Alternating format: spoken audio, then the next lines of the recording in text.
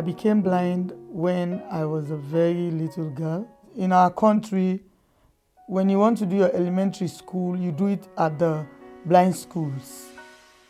Then when you go to junior high, you go to a mainstream school where you'll have sighted colleagues. For a blind person to gain education in Sierra Leone, it's very difficult.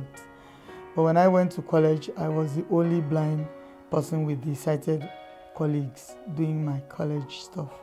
My literature books, I had to braille them chapter by chapter.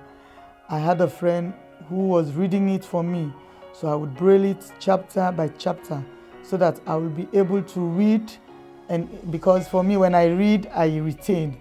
So like all I had to do was to braille it. So my friend gave me some of her time reading it for me, and I braille it. So I was able to read and study.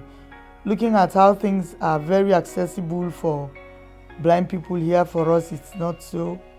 Even the transportations we do use, it's not accessible as it is in America.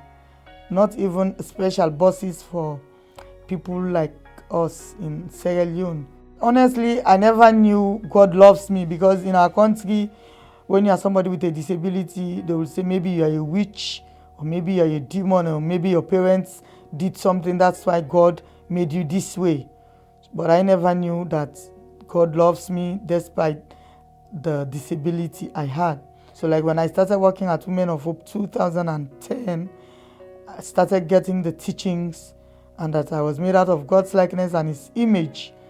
Despite the disability, He still loves me.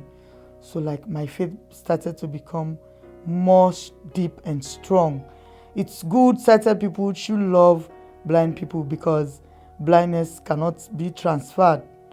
And you can have somebody who is blind as a friend. You can marry somebody who is blind, and you can have kids. The children won't be blind, because we are all made out of God's likeness and His image. God has purpose and plans for everybody, be it able, be it sighted. He has His own purpose, and He has how He has designed everybody's life. So I wish every able person to embrace people that are living with disability, because we are all loved by God.